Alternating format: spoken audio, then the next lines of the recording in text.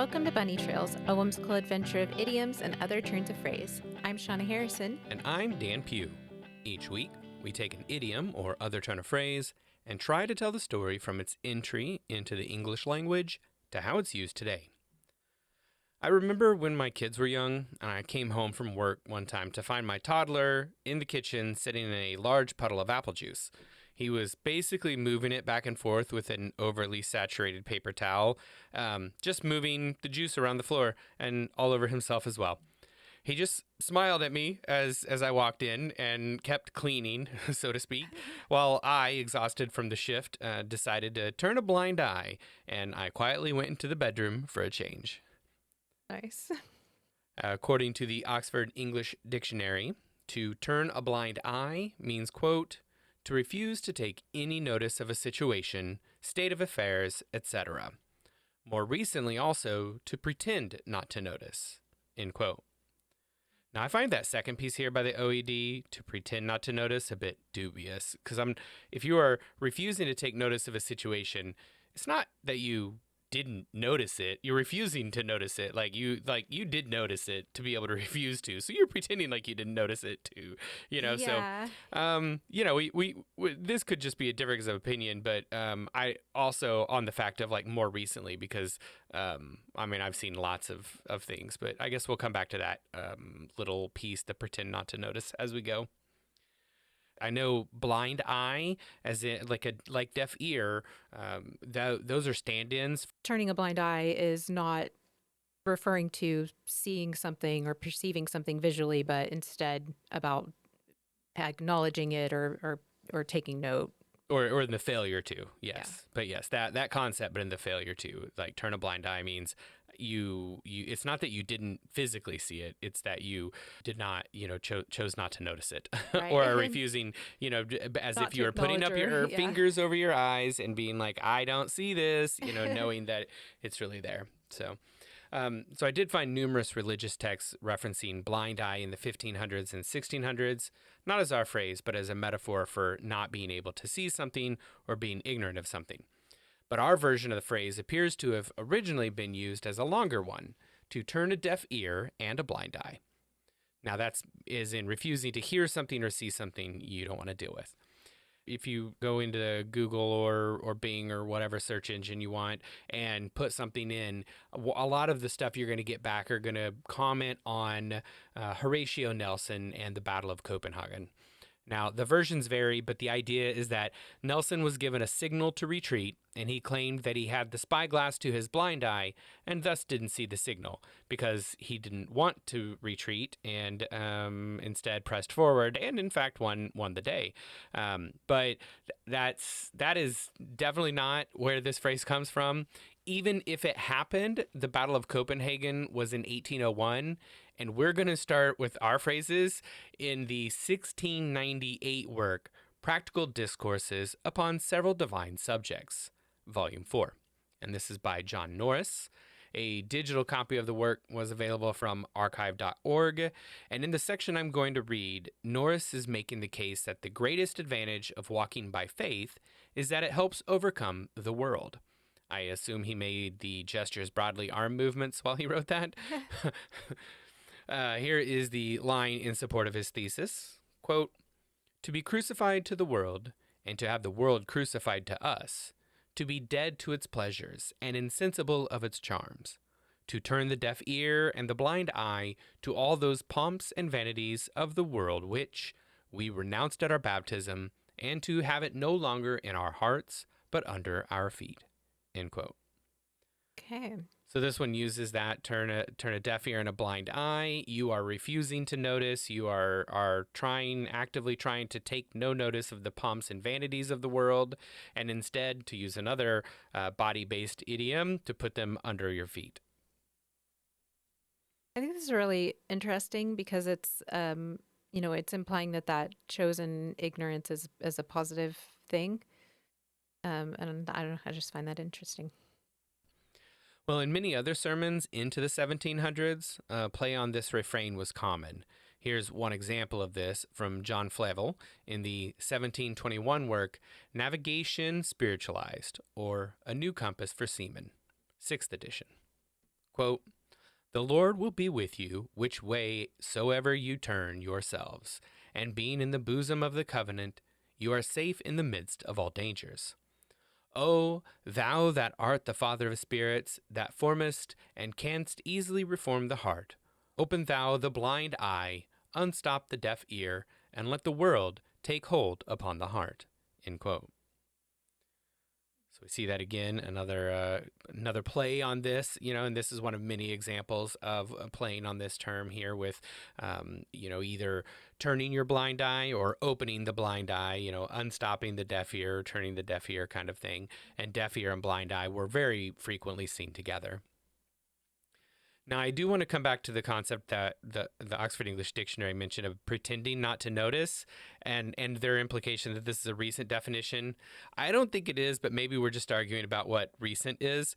So it seems like this has always been implied in the phrase, but this definition in the Brewer's Dictionary of Phrase and Fable, Centenary edition of 1817, really seals it as being in use since then, since the early 1800s, as definitely pretending, because this is what they say in the entry for "to turn a blind eye."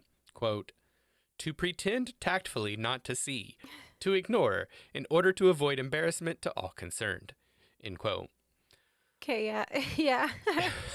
I mean, that's pretty clear that even if it wasn't implied previously, although I feel like it is, by the early 1800s, it was definitely a part of the phrase. Yeah, I think that yeah, I'm gonna say. Well, I mean, I guess it depends on maybe what you mean by recent. I don't know. Sure. Like, No, that's I mean, that's fair. If recent is 1817. 200 years ago, over 200 years ago. So, Maybe. well, lest you think "turn a deaf ear" has been dropped at this point in the 1800s, we're going to look at one of the last sermons delivered by Timothy Dwight, who died in 1817. This comes from a posthumously published, meaning published after his death, work called Theology Explained and Defended in a Series of Sermons. This is from Volume 5, and it was published in 1819, which is 2 years after his death. In it, he is chiding the congregants for failing to accept Yahweh, the Judeo-Christian God.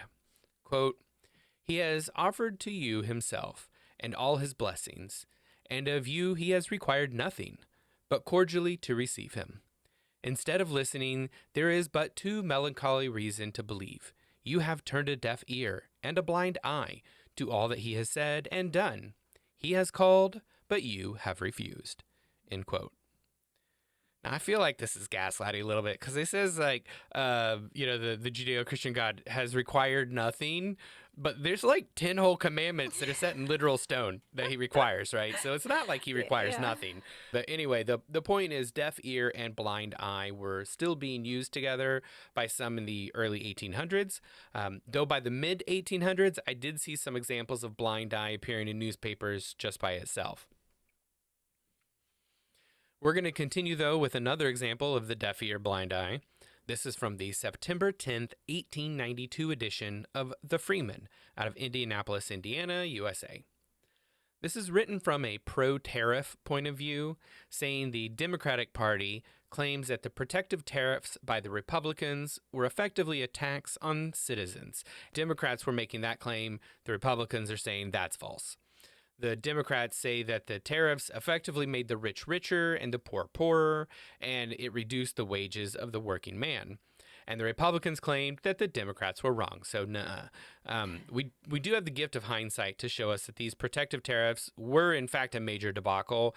And the Republican Party was in control in 1890 when these were passed. And the Democrats won the next election in a landslide because of how unpopular they were and how most of those tariffs were just passed on to the end consumer, which is, the American citizenry and their businesses and what have you.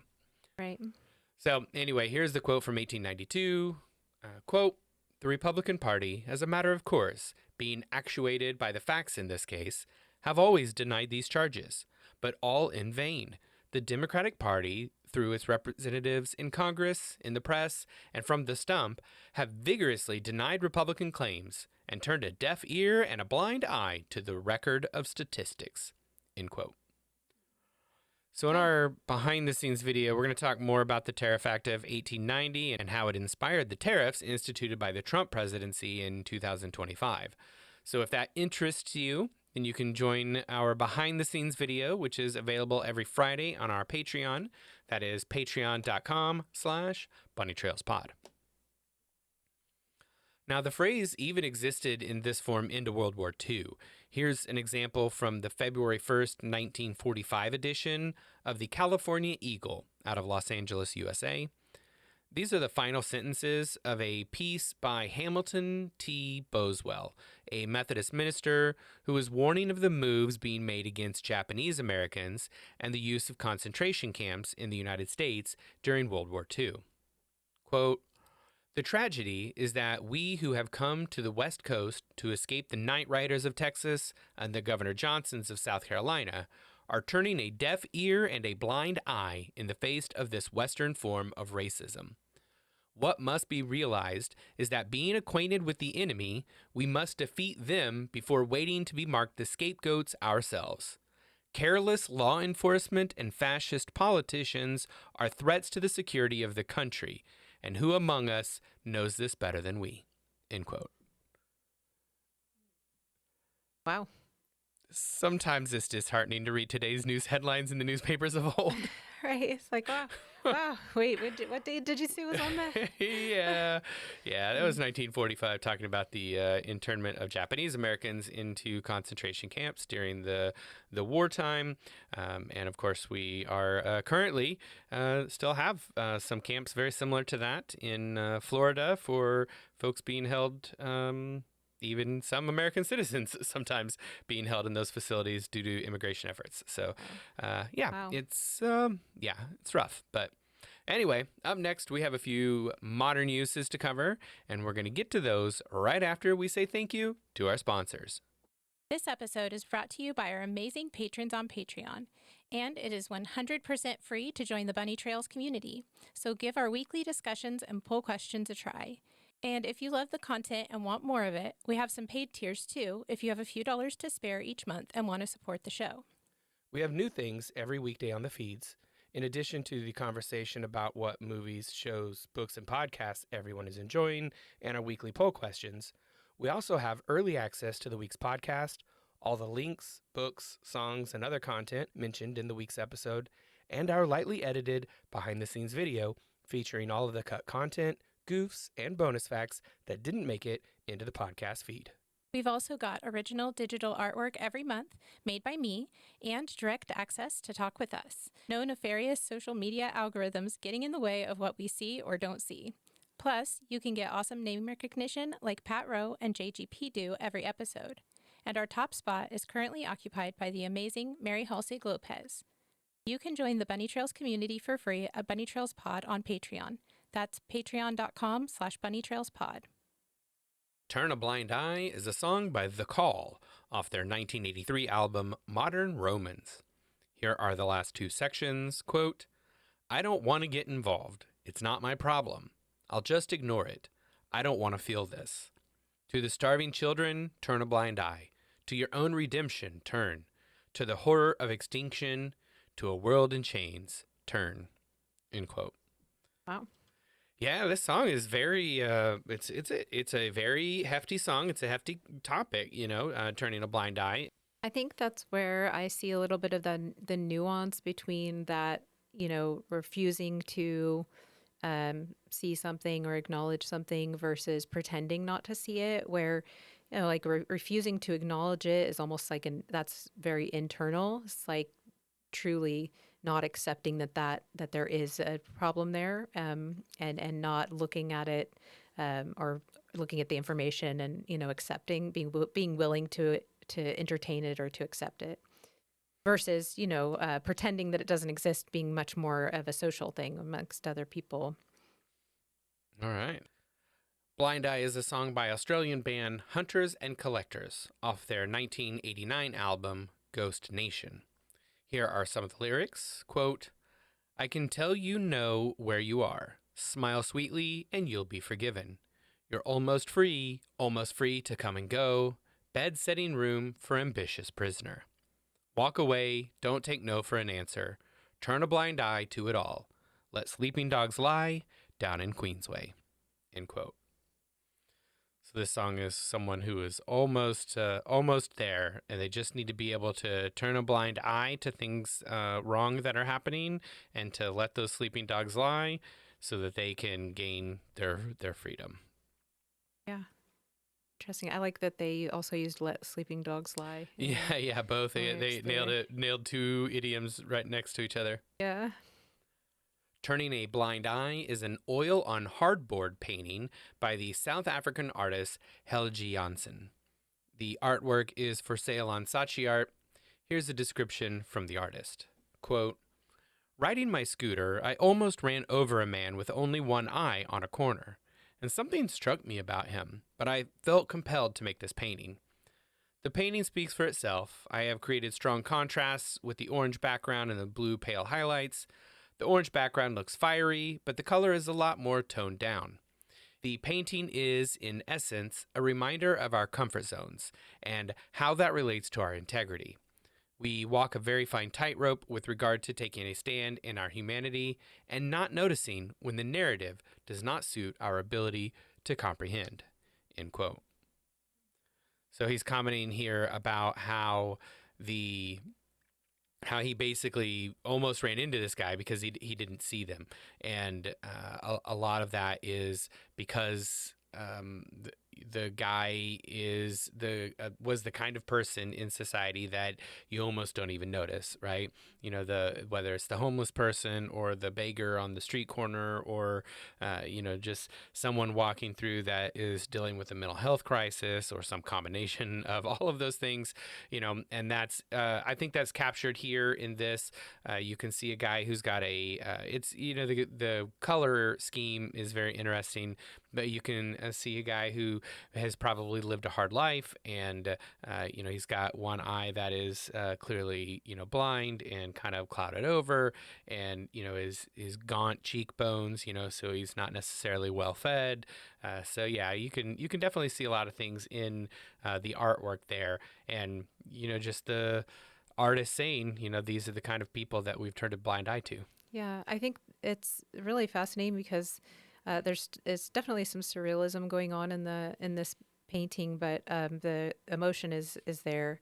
I think that's really it's really kind of a powerful artwork there.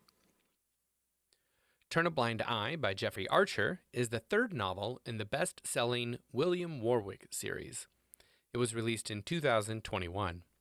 Here's the synopsis from the author's website. Quote, newly promoted to detective inspector, William Warwick is tasked with a dangerous new line of work: to go undercover and expose crime of another kind, corruption at the heart of the Metropolitan Police Force. Along with detectives Rebecca Pankhurst and Nick Bailey, his team is focused on following Detective Jerry Summers, a young officer whose lifestyle exceeds his income. But the investigation risks being compromised when Nicky falls for Summers. Meanwhile, notorious drug baron Asim Rashadi goes on trial, defended by Mr. Booth Watson QC, while William's father, Sir Julian, and sister Grace lead the prosecution. And William's wife, Beth, now a new mother to twins, makes a surprising new friend in Christina Faulkner, the ex-wife of William's former rival, criminal financier Miles, who has not only turned over a new leaf, but has also a newfound source of income when Faulkner dies suddenly of a heart attack, and she stands to be the sole inheritor of his estate. As the undercover officers start to draw the threads together, William realizes that the corruption may go deeper still, and more of his colleagues than he first thought might be willing to turn a blind eye. End quote. I feel like he was trying to tell a whole lot of different stories, in this synopsis. It could have benefited from, I think, maybe being a little bit shorter, but yeah, there was a lot of name dropping for a synopsis, so yeah. Anyway, but yeah, that's a little concept here. You've got a couple of different ways that people in positions of power and people who are protecting them or deciding we're going to let sleeping dogs lie, like the song we talked about. Maybe we're just going to let it go so that I don't want to get involved. This isn't my problem. I just want to stay out of it because my life is going to be a lot harder if I engage. 2021 also saw the release of Turning a Blind Eye, a French-language documentary of a murder-suicide in Switzerland. The film focuses on what happened to take this seemingly normal family into this horrific event and asks if more could have been done, or should have been done, to prevent it. I'm not going to read the synopsis because it contains some fairly triggering things, but I think if my description is something that, you say, hey, this is something I want to look into, then you can absolutely do that. It is on Apple TV and Amazon, and we'll link to both of those in the show notes and on Patreon. Turn a Blind Eye by Billy Parks Burton is a book released in 2025. It was inspired by the Little Chicago era in Henderson, Kentucky. Here's the synopsis. Quote, alone and lonely, Hoyt Cole is an unlikely hero. He's lost the love of his life, he drinks too much, and he's suffering from combat fatigue. GI Bill college degree in hand, Cole returns to Henderson to work as a reporter on the local paper, finding there an unrecognizable haven of vice. The authorities are corrupt, and the residents seem indifferent. But when Cole covers the story of a body found floating face up in the river, he knows his duty. If there's one thing he learned from serving in the Marine Corps, it's the importance of honor. Determined to reclaim his hometown, Cole risks his relationships, his job, and his life to clean up a community in the grip of lawlessness, racketeering, and murder. End quote. Okay. It's got some stuff going on in that one, too. It is, although it's a much more succinct synopsis. Yeah. I feel like they did a much better job of giving the thing without too many drops in here, Mm-hmm. So now I did a quick search on PubMed for scholarly articles with the title of something like Turning a Blind Eye, and several popped up. Here's a few. Turning a Blind Eye, Authors Have Blinkered View of Blinding by S.J. Sin. Turning a Blind Eye, Testing the Success of Blinding and the Consort Statement by D.G. Altman et al. Turning a Blind Eye to Cortical Receptive Fields by B. Chapman and L.S. Stone. The Bumps and Bruises from Turning a Blind Eye, Learning from Our Failures and Surprises by L. Varpio and A. Nagler. Turning a Blind Eye to Ratoon Stunting Disease of Sugarcane in Australia, Maybe Putting Too Strongly Without a Lot More Evidence by J.W. Hoy. And Turning a Blind White Eye in Legislating Mental Health Parity, The Unmet Overlooked Needs of the Working Poor in Racial and Ethnic Minority Communities by M.J. Boucher. Okay. So there you go. There's a whole lot of stuff in a variety of things and in a variety of places, talking about sugarcane diseases in Australia to the actual blinding issues and like one way to be able to measure those and, the failures and surprises of what happens when people ignore an important topic, mental health and racial equity. These are all things that have used this type of a title as part of it. Right.